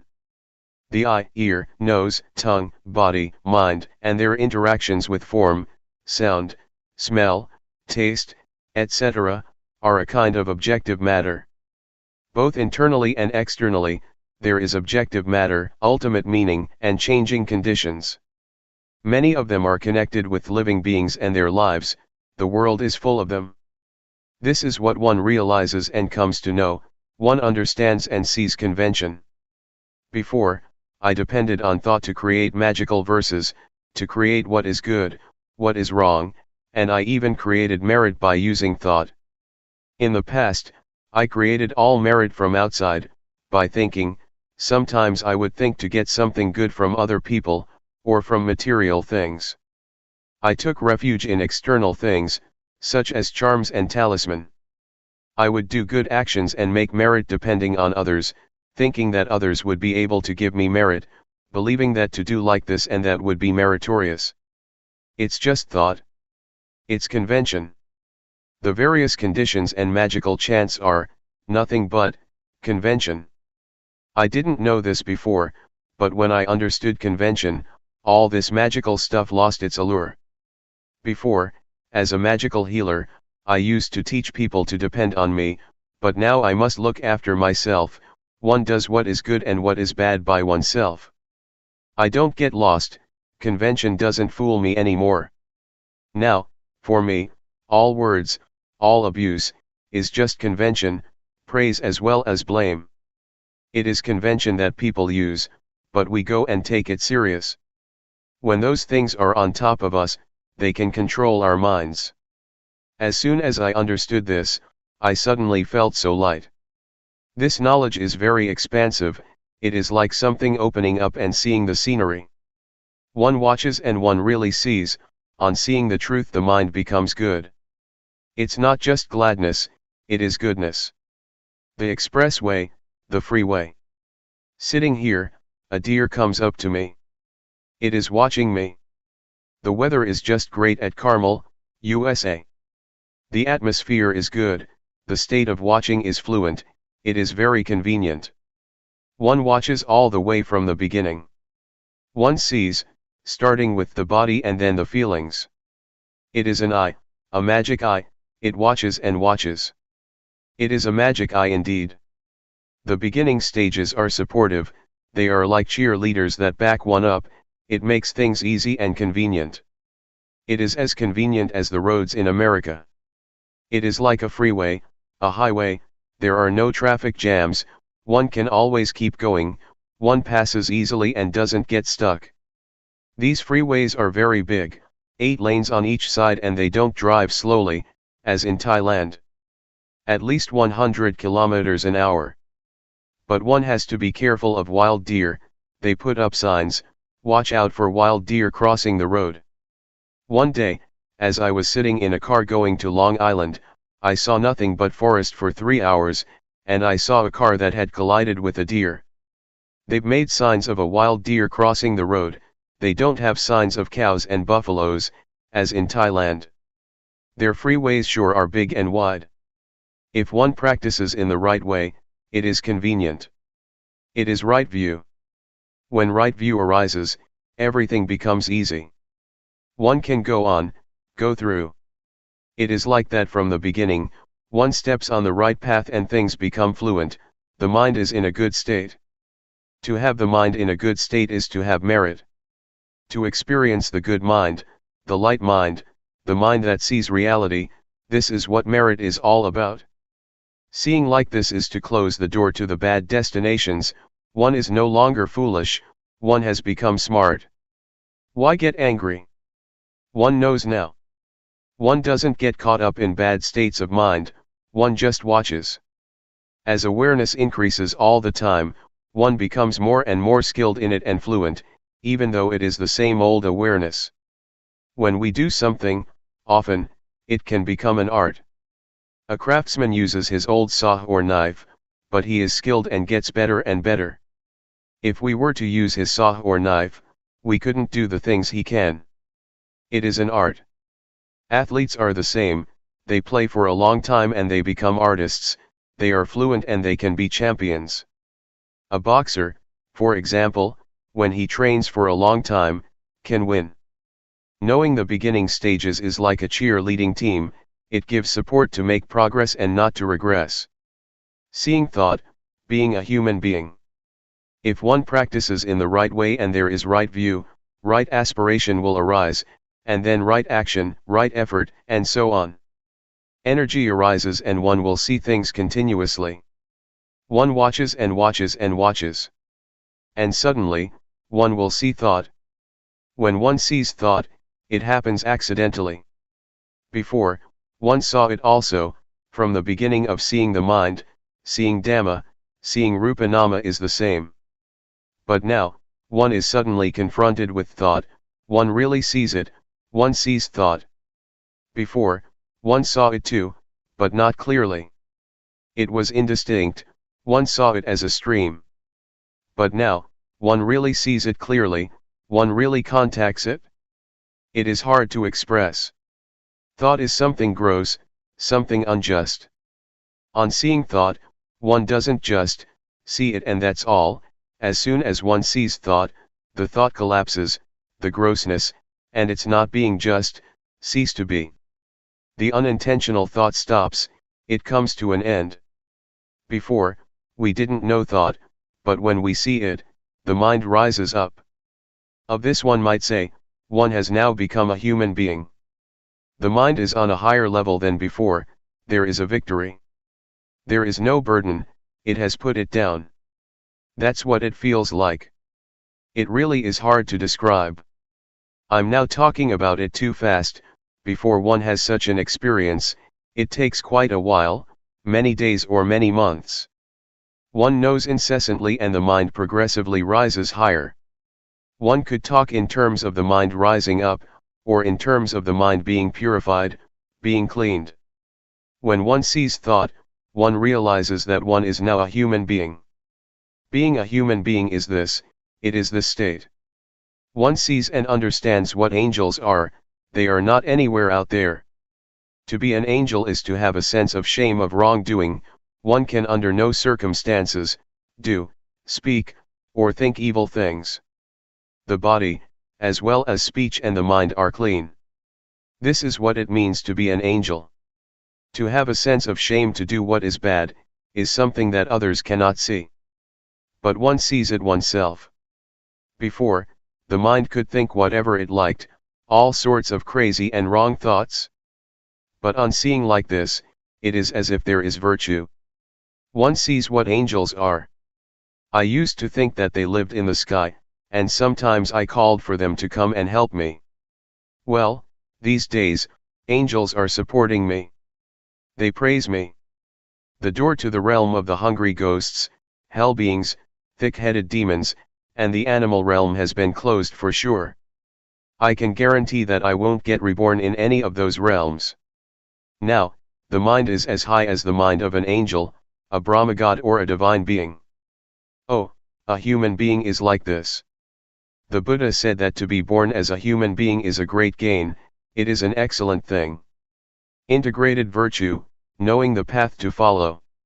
One can stand on one's own feet at this point. There is virtue now. Once there is virtue, one knows. It is the training in virtue. It is integrated virtue, the kind of virtue that goes in the direction of the paths and fruits of practice. One may as well say that there is virtue, firmness of mind and wisdom. Virtue helps, gives more energy, the power of virtue, firmness of mind and wisdom help even more. One sees and understands the path. Watching all the way through, this state of watching and seeing, and when seeing, not being caught up, this is the path. One sees and understands this, one gets a foundation here. When one knows the basic stage of Rupa Nama, one falls in the well of knowledge and joy and analytical knowledge arise, which are defilements due to insight.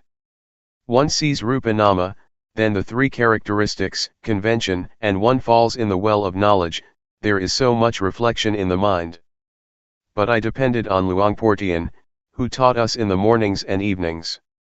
He said, watch well, when you see suffering, don't be the one who suffers, when there is happiness, don't be the one who is happy, when peace arises, don't be the one who is peaceful. Know and see these things, don't get caught up in them. I got a good foundation from the beginning, it supported me. It's like a young student that goes to a good school, he or she gets support and is able to learn well. I saw the path, it has been the path all along. This path aided me to go to higher levels, comparable to studying at a high school and then at a university. Sometimes my fellow practitioners at that time said that, they knew Rupa Nama, but from their actions, behavior, and speech, one could see that it wasn't so. They still quarreled, they still did things without awareness, their minds still concocted things up, and they acted without clarity. This indicated that they didn't know yet.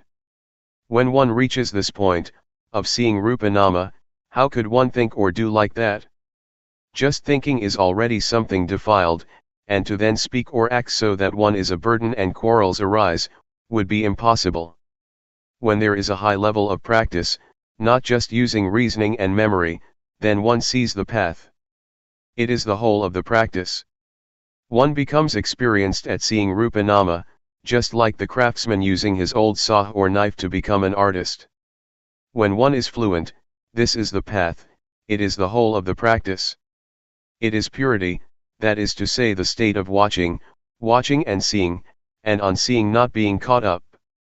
This is purity, it is the highest virtue, the highest firmness of mind and the highest wisdom.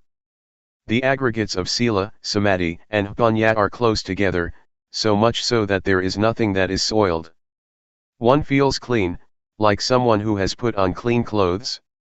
One won't let anything soil one's clean clothes. Stains will be seen clearly because one's clothes are clean, and so dirt and dust can't remain, it will be brushed off immediately. The diamond of the Dhamma, being a noble one. To look inward is a diamond, it really is a diamond. It is the diamond of the Dhamma. I rarely talk about this. Wherever I go, I talk about being the watcher, watching and seeing, and on seeing not to be. This is the direct way to destroy identification with conditions. This is the diamond that melts down or drills a hole in the fetters. How can the ego remain? Self-view is about the ego, and so is attachment to precepts and practices, the first two of the fetters. The state of watching and seeing, and having seen not being, is very swift. If you don't have any knowledge, then know this matter first and practice with it, it is a shortcut. The way I see it is that, this is putting one on the right track. Just catch on to this. Don't be foolish and get lost, see. And on seeing, don't go and get caught up with what you see. Just pass by, keep passing things. This is the freeway. This is the path. It is the most convenient for practicing, one doesn't waste time, doesn't get stuck or hooked. Don't sit with closed eyes, that's crazy.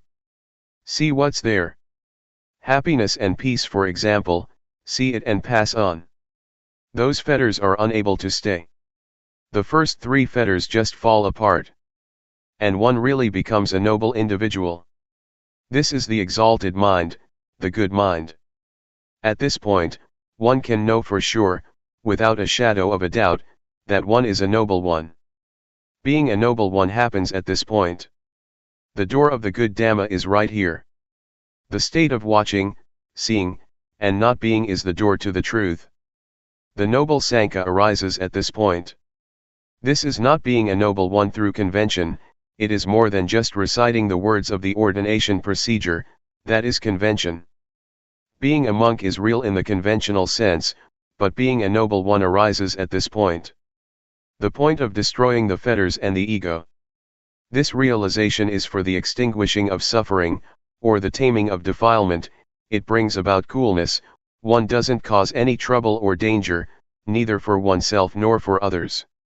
Impurities are melted down and digested. There is no more me and mine. This is due to the power of the knowledge from the beginning stages upwards, seeing the three characteristics, convention and suffering. That knowledge is a powerful support to make progress in a dignified and bold manner. Whether it is the 3, 5, or 10 fetters, they all fall apart. There is an enormous energy that causes one to penetrate through. It is the aggregate of sila, samadhi, and jnana, it is supreme virtue, supreme firmness of mind and supreme wisdom. It is complete purity, the body doesn't do anything bad, speech doesn't say anything bad, and the mind doesn't think anything bad. It is purity, it is the whole of the Buddhist way of life. Knowing jhana and jnana. The cankers of sensuality, being and not knowing, which are part of one's character, drop off, as well as defilements such as foolishness, anger, desire, delusion, and belief in all sorts of rites and rituals. They drop off by themselves, one doesn't do anything with them. It is comparable to shaking a tree that has fruits in it, the fruits come down by themselves. But some fruits, one has to pick oneself or get them down with a long pole. This state is like the simile that Luangpor Teean gave of the leech. A leech is sucking our blood, if we pull it off, it will come off, but with difficulty, one side of it comes loose but the other side is stuck. But there is a method for this.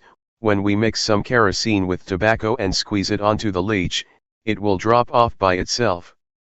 In the same way, there is a method to let defilements such as the latent tendencies, the three cankers or whatever name they may have, drop off. It is not difficult. It happens in a finger snap. Just like a leech. It's like some custard apples that shrivel up and become black, up in the tree. In the same way, one knows and sees sensual desire, desire for forms and desire for what is formless. One understands the jhana, the first, second, third, fourth, and fifth. Each jhana has a certain number of factors, 4, 3, or 2. This is the level of refinement, the level of purity, of not being stuck. Until one is not stuck or attached at all, it is zero. Zero means that there is no value.